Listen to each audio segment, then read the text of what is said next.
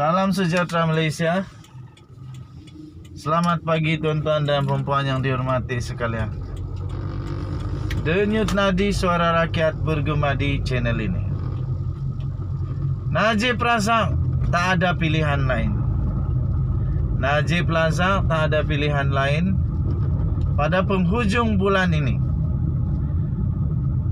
Kalau dia kalah di Mahkamah Persekutuan, tak lama lagi, 9 hari lagi, beliau pertama perlu meletak jawatan serta-merta daripada sebagai ahli Parlimen Pekan, ataupun aku tak faham lagi lah kalaulah dia tidak juga diambil tindakan oleh UMNO. Sekurang-kurangnya rehatkanlah dia. Sekurang-kurangnya rehatkanlah dia dari segala kuasa yang ada padanya.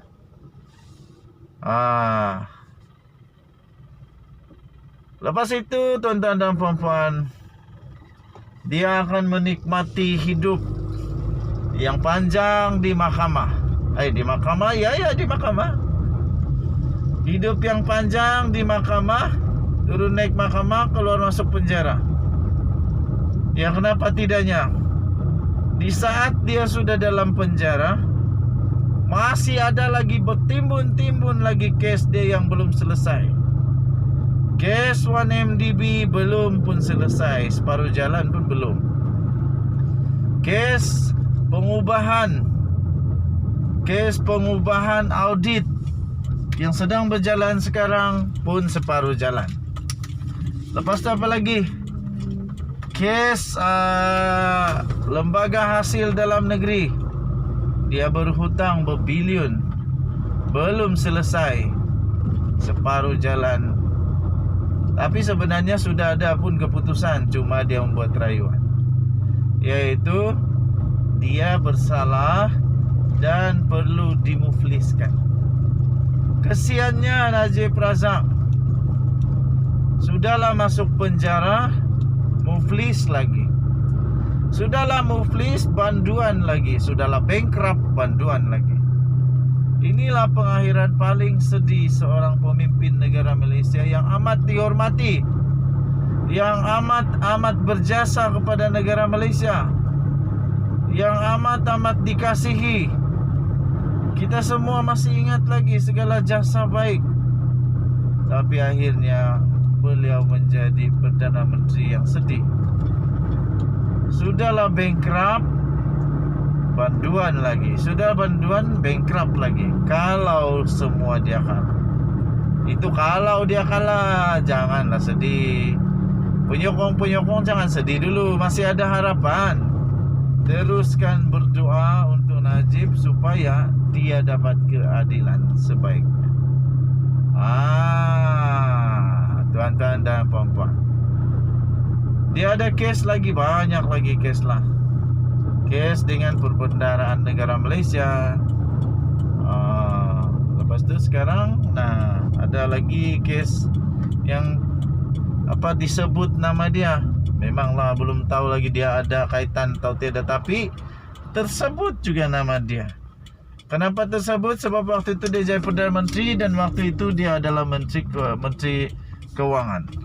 Jadi mau tidak mau kena sebut juga nama dia. Boleh buatlah, memang itulah terjadi. Okey, tuan-tuan dan puan-puan, pada pendapat kamu Najib menang atau tidak dalam rayuan ini? Pada pendapat kamu dia akan dibebaskan atau tidak dalam rayuan ini? Pada pendapat kamu, adakah kita akan melihat Perdana Menteri pertama Malaysia yang membuat rekod masuk penjara? Kamu boleh berikan di ruangan komen. Ataupun patutkah dia dapat pengampunan? Lupakan ajalah, dia kan banyak jasa, jadi lupakan sajalah. Ataupun apa pendapat kamu?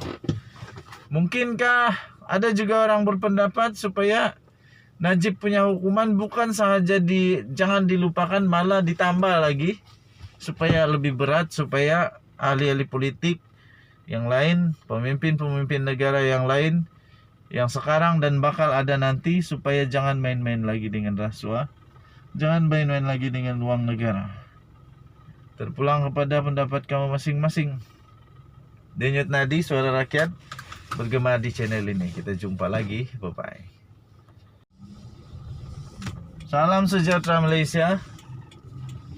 Selamat pagi tuan-tuan dan perempuan yang dihormati sekalian. Denyut Nadi, Suara Rakyat, bergema di channel ini.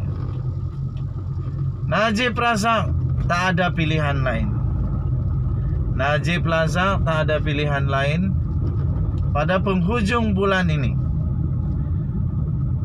Kalau dia kalah di Mahkamah Persekutuan, tak lama lagi, 9 hari lagi, beliau pertama perlu meletak jawatan serta-merta daripada sebagai ahli Parlimen Pekan, ataupun aku tak faham lagi lah kalaulah dia tidak juga diambil tindakan oleh UMNO.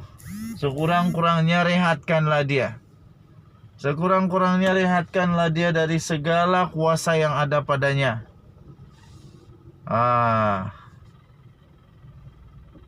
Lepas itu tuan-tuan dan puan-puan, dia akan menikmati hidup yang panjang di mahkamah.